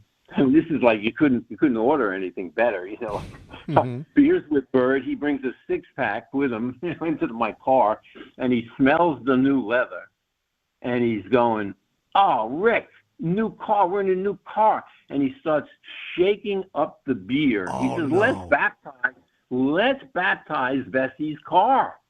And I swear I'm crying. I said, "No, please do not. Please, I'm begging him, do not do that." And he did not do it. But he had me so scared that he ruined my car. Do you think, Peter, that those kind of relationships could happen nowadays? It seems like players are so, they want to tell their own story on Twitter or Facebook or stuff like that. You think you could have those relationships now? Yes, I do. I do, because I just feel that I could get next to somebody and develop a relationship if I wanted to. And if I didn't want to, then, I would avoid them. I mean, there were guys that I never spoke to their whole careers. I can't think of them offhand right now, but there are some that have died recently that I said, man, I wish I had gotten to know that guy. But I was always, Mike, I was always looking for the next story. Mm-hmm. So I really wasn't looking to make friends with people I really didn't know. And, that trip, like Dan Shaughnessy told me, years later, he said, what was the best trip that you were ever on? He said, no, I can answer that question. He said it was the 86 Celtic trip. I said, you're right. I mean, there's no question, because so many stories came out of that. I remember Shaughnessy. I just read Shaughnessy's column. Do you like him? Yes, I love him. Man, I love him too. He does. I can't wait to read his columns. So he's on that trip covering the Celtics and for the Boston Globe. I'm trying to get him hired, by the way, by the New York Post to do baseball. Oh, wow. And I was, him and Bob Ryan, did the same thing. I tried to get him hired by the Post. Both of them used it to get better positions. So on that trip, Shaughnessy got word that he was going to start covering the Red Sox. And so, we're in the airport again, commercial travel. We're traveling in the same bus, on the same plane, staying in the same hotel with the players. I mean, this is how, relationships are forged. And so we're in whatever airport it was, and he comes over to us, and he's telling, like 4 or 5 of us that he just got word that when the trip is over, he's going back to Boston and he's going to cover the Red Sox. And Robert Parrish takes out a billfold from his with a rubber band around it, mm-hmm. and he starts peeling off hundreds. And he goes, I'll give you your money right now if you'll leave right now. He says, I'll pay your way home. Because Shaughnessy was not liked. I was liked by the Celtics. He was not liked. But in his book that he wrote, he said it was Bird. And I know it wasn't Bird. It was absolutely Robert Parrish that did it. I saw, NBC has the NBA back again, and you were such a big part of the first iteration of that. And they've paid such an homage to the past where John Tesh's song and the guy, they use AI voice of the guy that used to intro the games and the pregame. Why is Peter Vecsey not on NBC now? Well, I don't know. I never got a call. I will say, though, that I am not up on, like I was used in those days to do interviews. Right. I was the prime interviewer. I probably did 50 of them for NBC over the years. So they don't do that anymore. But, and then, of course, coming up with stories. I broke some really big stories live on NBC, but I don't have the access to that anymore. So, I could do the interviews. It's interesting that my producer at the time, will I be able to remember his name? Maybe I don't want to remember his name. He's the boss of NBC. Sam Flood? And Sam Flood, yeah. Sam was my producer. Wow. So, I don't know. I don't know. You'd think I would get a call. I would love to be there in some capacity, if only to help the guys on the air, because people don't know it, but the people that I worked with, the players that I worked with, and the coaches that I worked with, I really helped them before they got to talk on NBC, because I would tell Isaiah, you can't say that. I would tell Julius, why don't you say this? Tell John Sally, I had so many guys that I worked with, but I think I would be really good at that. I'm not watching their show. I'm not a big fan of Carmelo. I do like Carter and McGrady a lot. They were good. They were really good to me over the years. But you don't like Carmelo as a player or as a person? I don't like anything about him. I didn't like anything about him. I just thought he killed. First of all, he killed the Knicks by demanding to come to them at that time. He could have waited till the off season, but he wanted the bird rights. You know, he could kill their team. He never did anything. Took them nowhere, and destroyed their team by demanding to come at that time. But Caitlin Clark working there, I would pay my way onto the set to be. You're really a big fan of hers. I've read that. I'm a huge fan of Caitlin Clark's. Yeah, and I even went so far as I saw her play in college up here. You know, I live in Saratoga, and they played LSU in Albany. You know, in the semis, and I got into that game and as a fan, and I was on my feet most of the game, just berserk. You know, watching her. I think I don't know. I think she made 9 threes in the game, or some crazy statistic like that. And I came out of that game, Mike, telling the guy I was with that, and I had a Caitlin Clark sweatshirt on, and I came out of that game and I said, this is the most fun that I've had as a fan since the Dodgers beat the Giants at Ebbets Field in 1956. You know, like it was like I could really go crazy rooting for her. So much so, Mike, that when she got into the pros and she played in the All-Star game in Phoenix, I paid my way, my dime, my time. I went to Phoenix, and I went there with a Pete Maravich All-Star jersey when he was in Atlanta, because she had broken his record in college, most points ever, right? Mm-hmm. And I was hoping, I didn't have credentials. I just went on my own, and she had 10 points and 10 assists. They beat the Olympic team, you know, the WNBA All-Star team, and I couldn't get next to her. But I had become the fan. I'd become a fan, like waiting outside Ebbets Field, you know, for the Dodgers to come out. I have a whole book of autographs from the Dodgers back in those days. You know, it was like I wanted to do the same. I wanted Caitlin Clark's autograph and a photo with her, like I have with, or like I wanted with that I got with Rachel Robinson. I have a photo with her wearing Jackie's uniform, you know, replica uniform. She signed it for me. I have a picture with her.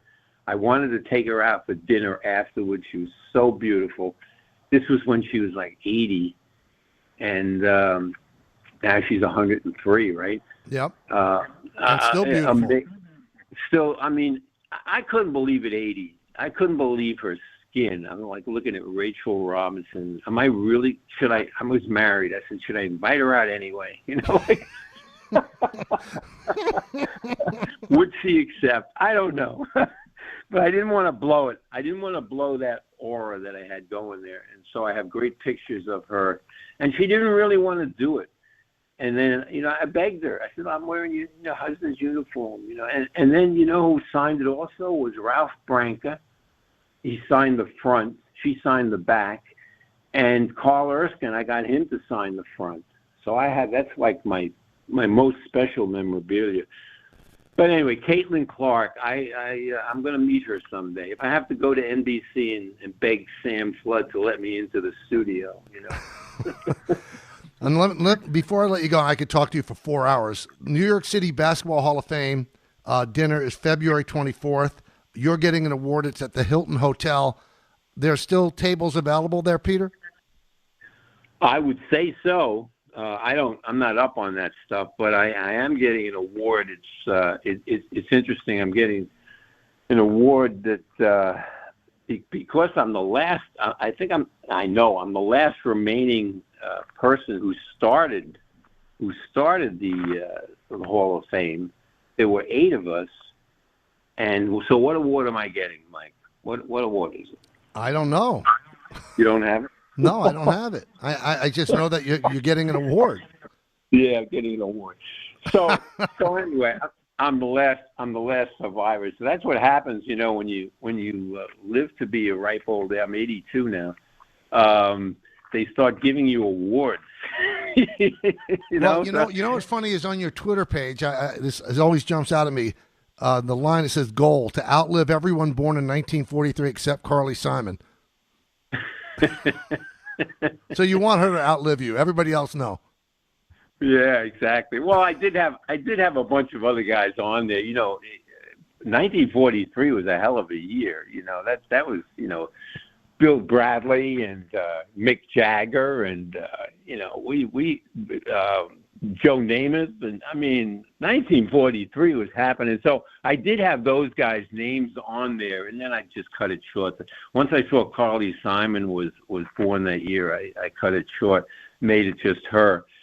I'll never forget we could talk for us. I'll never forget Dave the Busher had gone to a party the night before with Carly Simon and James Taylor. So I'm covering, I'm in the locker room the next day, and, I want to talk about the game. No. He wants to talk about Carly Simon.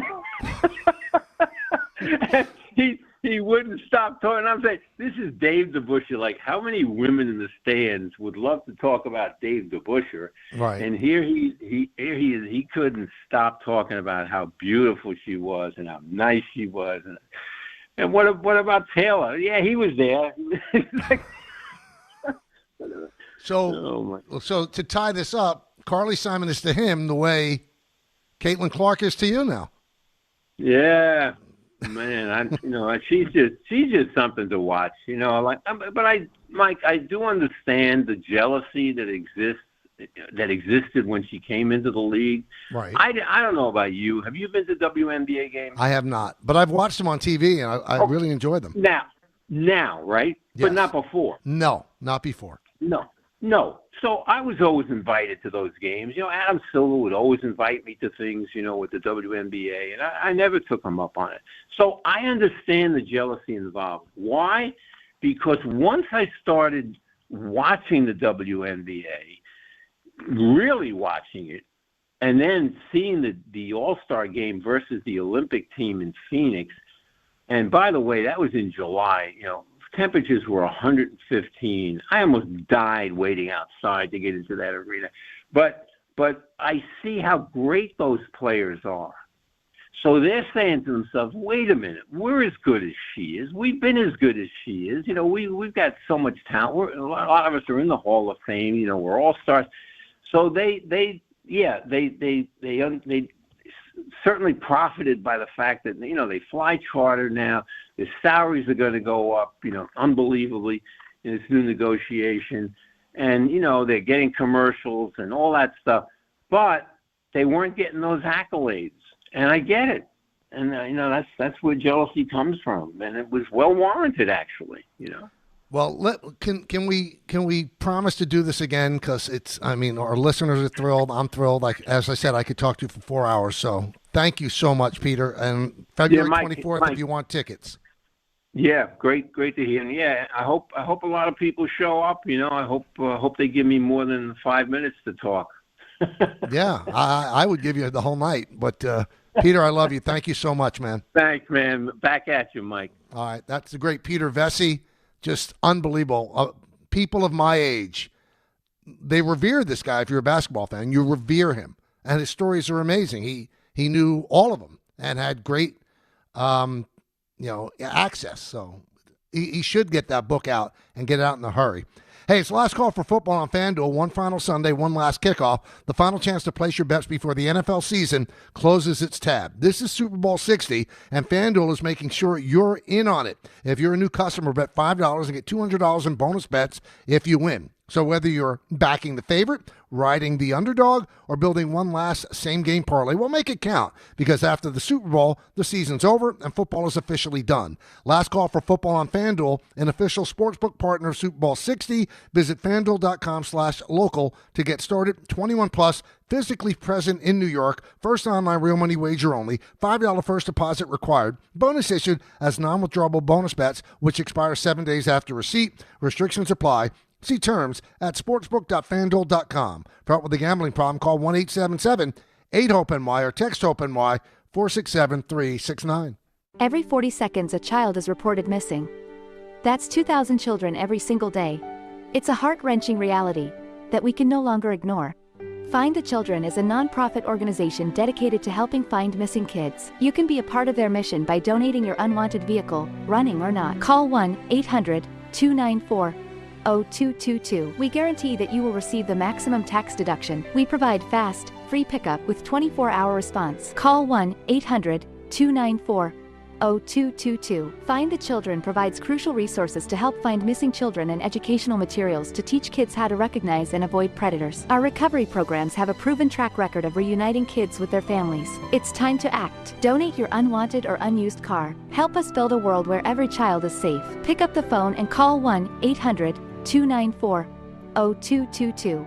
Together, we can bring these kids home safely. This advertisement was paid for in partnership with Cars R Us and Find the Children. Prizes, flyaways, even cash money. You want it? We've got it. Find a list of all contests and official rules by visiting ESPNNewYorkContests.com. That's ESPNNewYorkContests.com. If you've been injured on a construction site, then you need a lawyer who knows New York's unique labor laws. At the Parisman Firm, they have decades of experience handling construction accident cases and a proven track record of delivering huge results. Their team has already recovered nearly $1 billion for hardworking New Yorkers. From scaffold accidents to slip and falls and equipment failures, they've got your back. Call the Parisman Firm now at 718-WORKERS. That's right, 718-WORKERS, because your case is their cause. Get the justice you deserve today.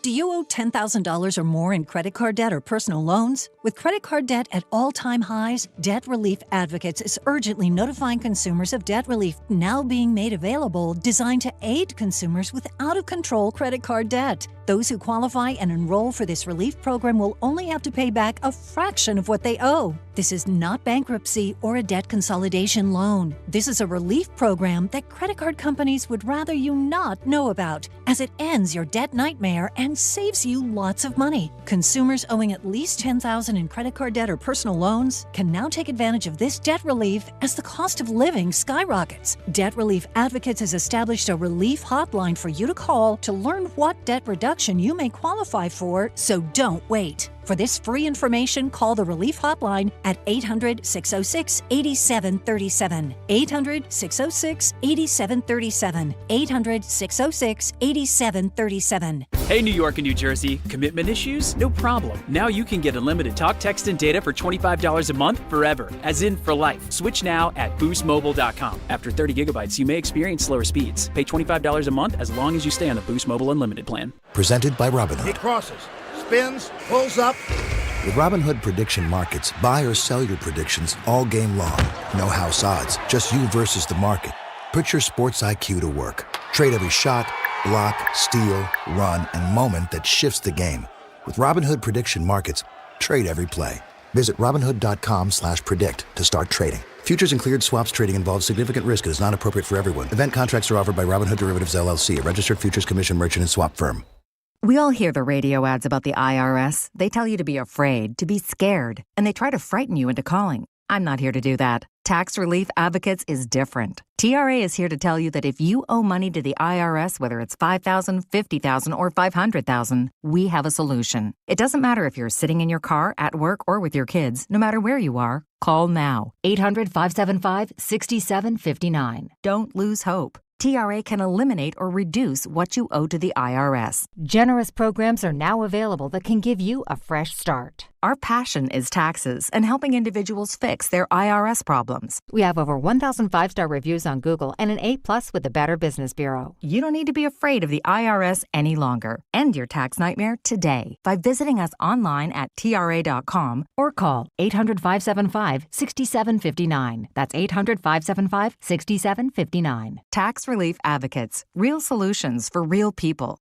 Do you owe $10,000 or more in credit card debt or personal loans? With credit card debt at all-time highs, Debt Relief Advocates is urgently notifying consumers of debt relief now being made available, designed to aid consumers with out-of-control credit card debt. Those who qualify and enroll for this relief program will only have to pay back a fraction of what they owe. This is not bankruptcy or a debt consolidation loan. This is a relief program that credit card companies would rather you not know about, as it ends your debt nightmare and and saves you lots of money. Consumers owing at least $10,000 in credit card debt or personal loans can now take advantage of this debt relief as the cost of living skyrockets. Debt Relief Advocates has established a relief hotline for you to call to learn what debt reduction you may qualify for, so don't wait. For this free information, call the Relief Hotline at 800-606-8737. 800-606-8737. 800-606-8737. Step inside the game you love with the NBA app. Tap to watch every game as it's happening. Jalen Brunson does it again! And never miss a moment of the jaw-dropping action. Get closer to the players than anywhere else. Follow the latest schedules, scores, and stats. Keep up with every story from across the league. And with NBA ID, it's all personalized to you. The game lives here. Download today. Welcome back to the show, everybody. What a good time with Peter Vecsey. I hope you enjoyed it. I certainly did, and I wasn't just saying it to him, but, I mean, you could listen to that guy tell stories for, like, I don't know, 6-7 hours. Gee, he's just a font of NBA information, a historian on the sport. He has seen it all. He was a big part of the ABA. He covered them when very few people did. He was great friends with Julius Erving, and just to talk with him, that was outstanding. 1-800-919-3776. We are calling this, Freeform Friday? What was the name we came up with, Ray? Free for All Friday. Whatever you want to talk about. Right until the end of the show, we'll take it until 3 o'clock. At that time, Don, Hahn, and Rosenberg. So let's go to Steve in Mahopac to begin the run. Steve. Yeah. Hello, Steve. Let me tell you something. Yeah. Steve. Steve. That's you, Mike. How you doing, bud? Yeah, good. Hey, Mike, that was a trip down memory lane with Vecsey. He was the only game in town back in the day, plus his column in the Post. That's where everybody got their sports back then. And he's 100% right. He wrote about these guys, and he pulled no punches when it came to anybody. I wouldn't say he was vicious, but he really, really went after them. It was great to hear him. And if you ever have him back on, boy, you could spend the whole show with him. He was terrific. Absolutely, Steve. I couldn't agree with you more. And what Steve's saying, he was very pointed in the stuff that he wrote. And I know for a fact that there are people that considered him a really, really good friend. And if he had something to say, he said it, whether you were his friend or not. He wrote it. No holds barred, and there was no fear. This guy was a Green Beret. So, I mean, I don't even know what would have happened if he fought Pat Riley. You know, Peter's 82. I guess Pat is about 80. So when that altercation would have taken place, I guess they were either in their late 50s or early 60s. I mean, Pat Riley's a great athlete and tall, but, you know, Peter Vecsey played basketball at Rucker and actually coached at Rucker as well. All the players knew him. I mean, he was like one of them. Just amazing stories. And again, if there's a book publisher out there, this guy should, his life story should be out there. Jerry in Orlando. Jerry. Michael, thank you so much for having me. Great fan. I just want to thank you for having Peter on. Real quick, I want to tell you something about Peter Vecsey. He's, as you know, he was a contributor for NBC in the 90s. But he also wrote for Sports Illustrated. And yeah, for a little bit, yeah. For a little bit. And he wrote a story, and being an immigrant, not from this country, I did not know the story about Patrick Ewing. And in 1995, he wrote a story in Sports Illustrated. And that story, to this day, is something that I changed my life, and also got to know Patrick Ewing if I was growing up with Patrick Ewing. It was very detailed. It was something that it was like it looks like when he wrote that story, the details is like you lived it. So I want to thank you for that. I was a big fan of his.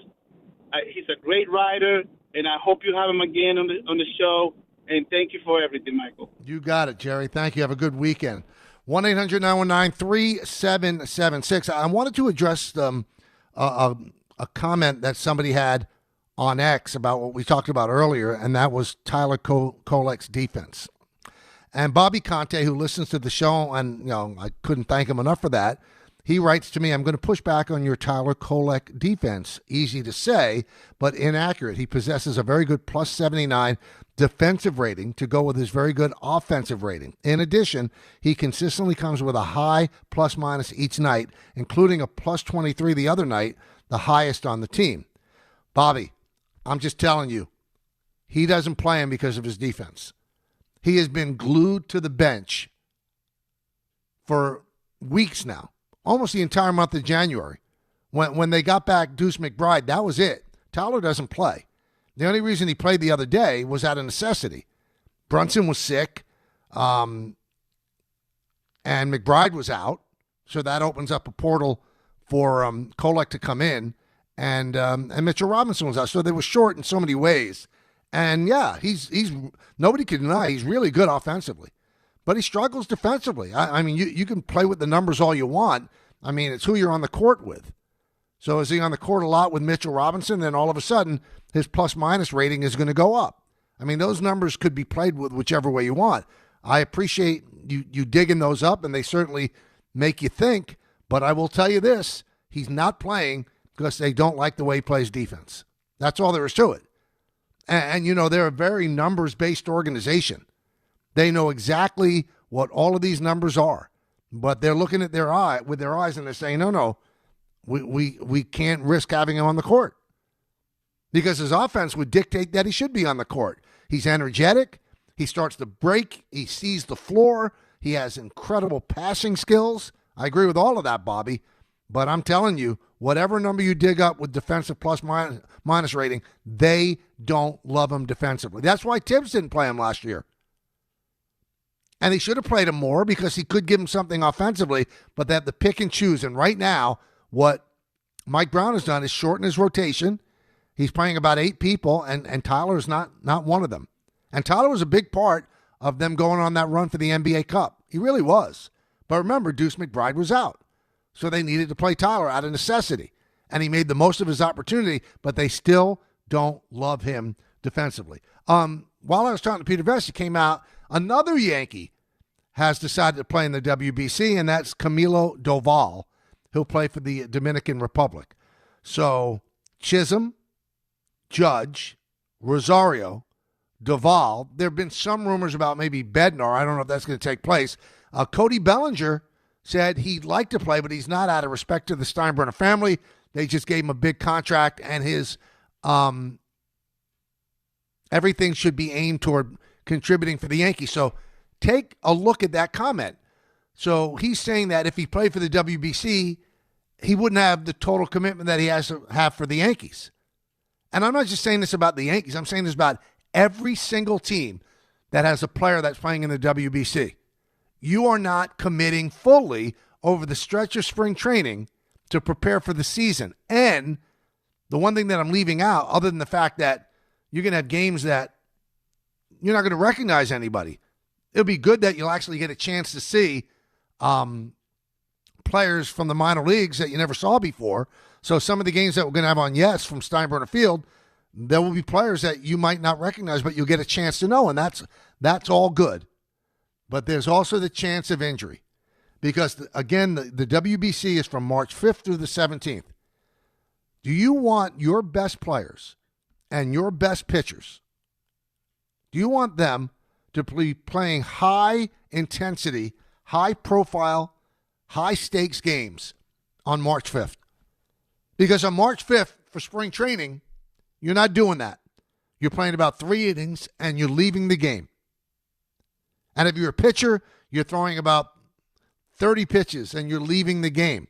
They start you slowly. But now all of these guys have to be ramped up quickly because they're playing in games that mean something. So I love the WBC. Don't get me wrong. I love it. Do I love it in spring training? No. The perfect time every 3 years, make the All-Star break longer and make the WBC then rather than the All-Star game. You know, people talk about after the season. I don't think that's good either Guys are exhausted. They've played a whole season. It's after the World Series, so you might lose guys that played in the World Series that they don't want to play in another high-intensity exhibition. I think the best time is you carve out a week and a half, 2 weeks if you can, every 3 years, and make the All-Star break about the WBC. To me, that would work. That would work. It's been a great week, if I must say so myself. I'm absolutely thrilled about what we've been able to accomplish. You, the co-host, the great guest, finishing up with a long conversation with the legendary Peter Vecsey. Does it get any better? 10 hours of piping hot sports talk. When I tell you it's the fastest 2 hours in sports talk radio, I ain't lying. It is. Stay warm. I hope you have a great, great, great weekend. Next time I'll talk to you, well, that will be on my birthday on Monday. So I'll see you at 1. Coming up, Don Hahn and Rosenberg. In the words of Billy Joel, life is a series of hellos and goodbyes. I'm afraid it's time for goodbye again. See you, everybody. Have a wonderful weekend. Talk to you Monday at 1. This Saturday on The Gary Myers Show, new Giants head coach John Harbaugh joins the show at 1 p.m. to talk about how he's going to turn around Big Blue. Gary will also preview Super Bowl 60 with Kansas City Chiefs head coach Andy Reid. It's all